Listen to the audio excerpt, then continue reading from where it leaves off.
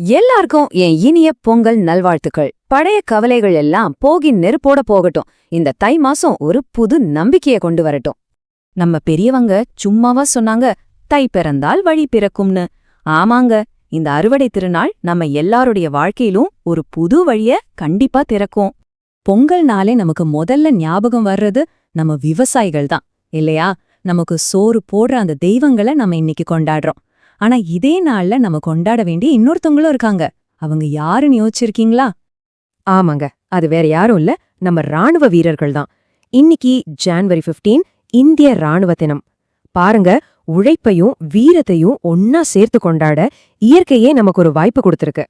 யோசிச்சு பாருங்களே, ஒருத்தர் தன்னோட வியர்வைய நிலத்துல சிந்தி நம்ம பசிய போக்குறாரு, இன்னொருத்தர் எல்லையில நின்னு நம்ம உயிரை காப்பாத்துறாரு. ரெண்டு பேருமே நம்ம தேசத்தோட தூண்கள் மாதிரி. அப்போ இந்த நாள் வெறும் உழைப்புக்கான கொண்டாட்டம் மட்டும் இல்ல, இது வீரத்துக்கான கொண்டாட்டமும் கூட. சொல்லப்போனா உழைப்பும் வீரமும் நம்ம நாட்டோட ரெண்டு கண்கள் மாதிரி.